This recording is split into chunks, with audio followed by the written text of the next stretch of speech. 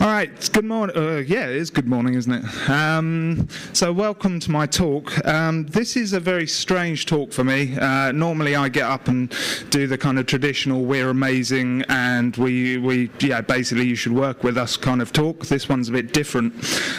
So because there's a bit of inevitable bruising to my ego from this talk, I wanted to start with a little bit of context to try and offset that a tiny bit. So basically, I've been running small studios for about the last 15 years. 12 of those years independently. I started building very stupid Flash games about 15 years ago, and then we pivoted to mobile about 8 or 9 years ago, and so now the studio I run, Burke.biz, is primarily focused on the mobile games scene. Over the last 15 years, I've been involved with the production of well over 100 different games, entertained hundreds of millions of people in the process. We've been nominated and even won quite a few awards. We've had top 10 hits in the App Store, and our last title went to #1 in 32 countries. I've been on the board of Tiger. I ran the Beamer Awards for 3 years, and so basically I'm hopefully not shit at this stuff. But yeah, so is there a clicker? Yeah, cool. I should have sorted that out first, shouldn't I? So this is my talk, which is entitled "Running a Games Business Without Killing Yourself." Or I think possibly better titled, "The Obvious Lessons Are Sometimes the Hardest Ones to Learn." I'm not claiming that anything that I'm about to say is hugely original. Frankly, some of it you can probably get from very basic management science books. But I am saying that sometimes these things are the most difficult things to kind of take on board, because when you're running, basically if you take the ludicrous decision to run something as intense as a creative business, basically there's a lot of kind of competing priorities, and you end up doing a lot of firefighting, and sometimes you lose sight of things that are the most important. So hopefully, as the kind of setup explained, over the last 15 years I've got quite a lot of things right, but I've got some of them wrong. And I wanted to start this story about in 2013, when my previous studio, Kempt, I took the decision to pivot it to own IP. And we were very brave. I think in creative businesses you have to be brave. But we, over an 18-month period, we built and released 5 games on an internal budget of about £200,000. So it was pretty efficient and tight, and that included everything, marketing and so on. The games did all right. They got decent ratings, a good wedge of downloads. We even started to earn some money by the end of it, which was kind of cool. But frankly, not enough money, and I ended up having to kind of wind the project down because we ran out of steam and runway on it. There's a lot of it that I'm really proud of. Again, the games are not crap; they're all right. But I think we did a lot of clever stuff with the marketing. Highlights included me attempting to clear 14 double-decker buses on a child's bicycle, which they were miniature toy bicycles, toy buses, but nevertheless that was kind of cool. And then I took the ridiculous decision to take this onto Dragon's Den. And yeah, I mean, it was a lot of fun. I'm pleased we did it, but I did massively underestimate the long-term effects of this. So, for example, going on Dragon's Den meant that every conversation I had for the next 18 months in business started with, "You were on Dragon's Den, weren't you? How was that?" Which made it quite difficult to have a sensible conversation. But there were other long-term effects that I didn't factor in. So kind of one of my key learnings really was that I think, I learned the importance of just cashing out in some way from time to time. So basically I think, when is the right time to do this? I can't. There's no formula. But basically, I think, for sure, if you are pivoting for one or for whatever reason, either because the market's changed or you decide it's the right time to change direction, then I think that you owe it to yourself and your business to ensure that you kind of cash out. In my case, I literally bet the house, and I very nearly lost it. At one stage, the kind of darkest, I had a phone call from my accountant saying, if you don't sort this out, you're going to be in £250,000 worth of debt, which was a pretty scary moment, frankly. And I dug myself out of it, and it was all fine in the end. But in hindsight, I should have made sure that was not going to be the case. Another thing that I learnt was the dangers of load, basically. I think it's an inevitability that running a creative business, you're going to end up taking a lot, and there are going to be taking on a lot, and there are going to be times where you are, essentially doing those 14-hour days to get the deadline sorted and kind of get the job done. But I think it's even though that's an inevitability to a degree, I think it's really important that you ensure that there's balance within that, and that after those periods where you do have to kind of hunker down to get the job done, you ensure that you have recuperation time thereafter. And basically, one of the ways that I think is easy to talk about it is that basically if you leave yourself with no capacity or no spare capacity or no spare bandwidth rather, then you essentially leave yourself in a situation where if unforeseen stuff happens, then you just have no bandwidth to resolve it, and basically you end up totally overloaded, and that can end up in pretty nasty consequences. So, from my point of view, this is where this ended up. So in July 2017, I choked on a bacon sandwich while I was out with some friends in Soho, and as a result of that, discovered that I had esophageal cancer. And yeah, that's not fun. I was really lucky. I caught it quite early. Also, in the last 5 or 10 years, they've made astonishing progress with treating this particular kind of cancer. And I was, lucky to, my catchment area took me up to St Thomas's, just across from Westminster, which leads the world in treating this particular disease. And so, as a result, I'm still standing here. 10 years ago, that probably wouldn't have been the case.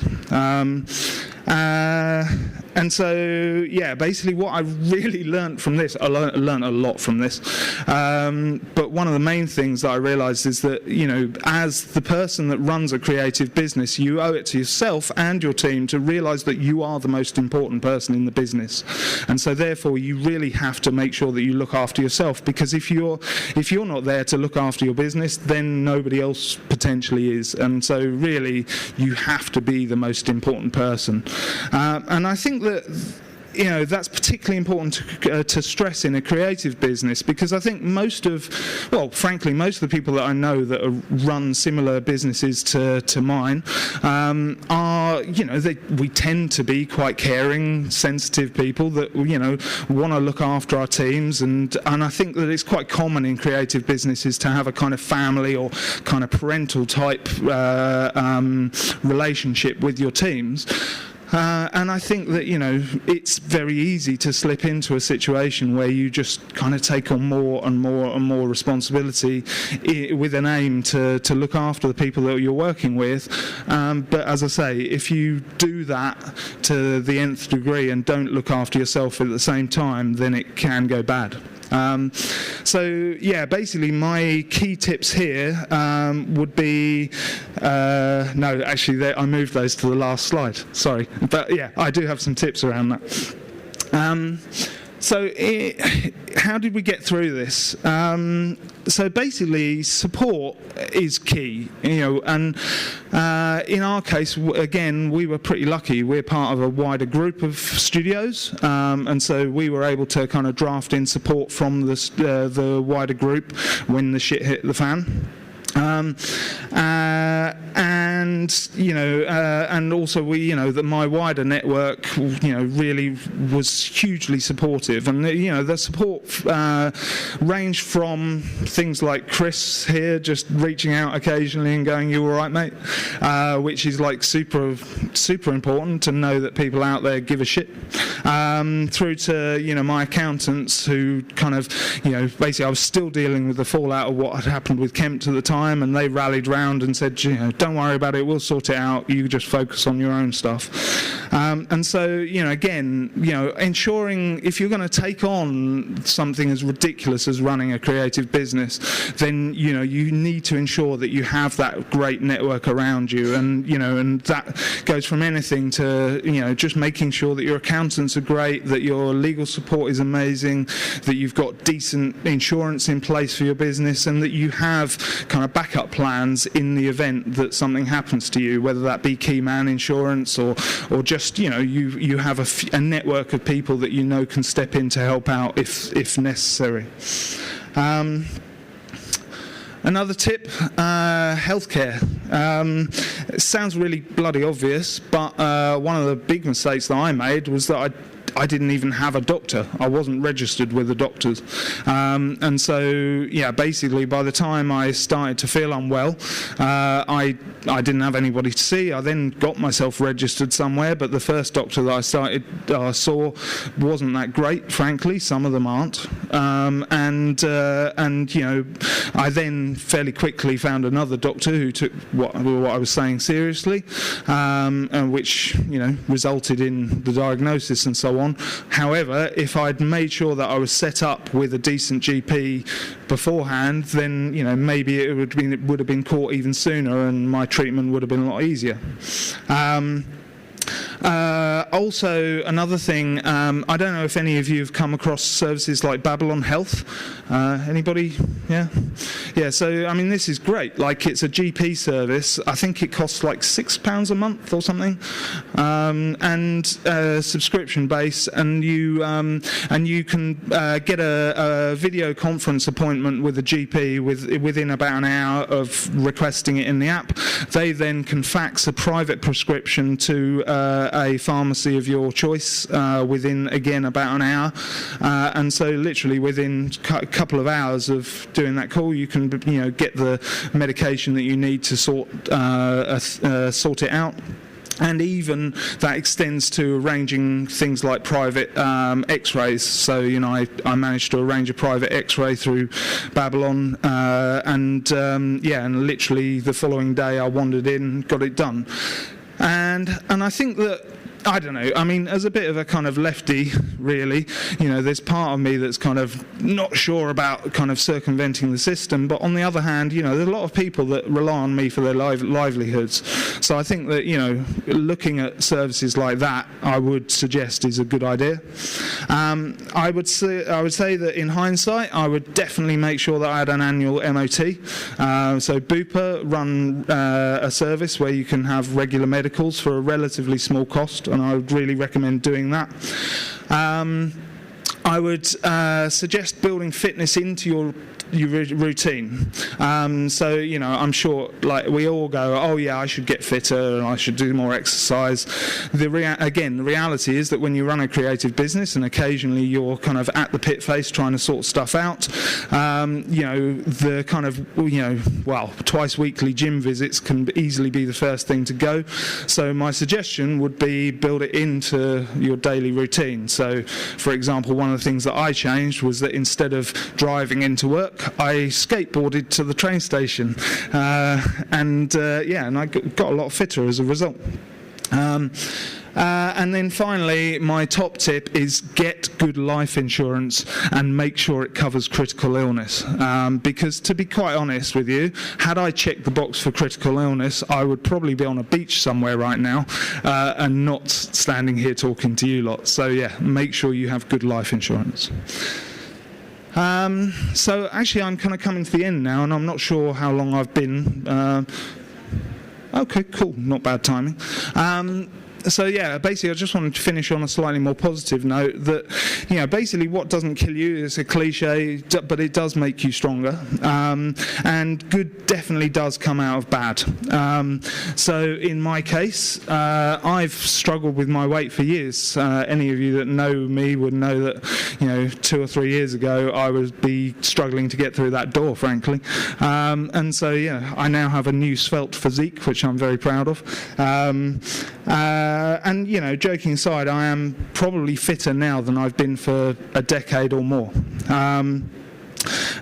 And the same is true of the team. You know, basically some of the people that we took on to deal with the fallout of what happened to me have turned out to be just astonishingly good hires.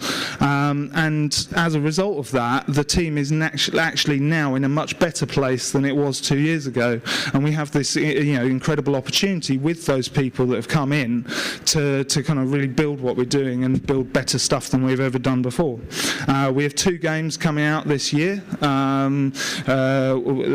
I'm not sure whether I'm allowed to say what they are, but we have 2 games coming out this year, which will be really cool. And frankly, the only real drawback at this point is that I've realised that perhaps I'm not quite as important to the business as I thought I was, and they can sort of get on all right without me. So there you go, and that's it.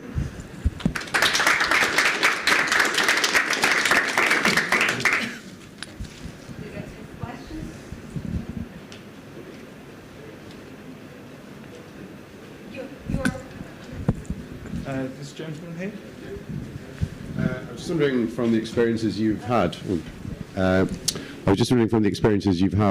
you instill in your own team maybe to look after themselves, and how you manage kind of work and life balance, knowing what's happened to you.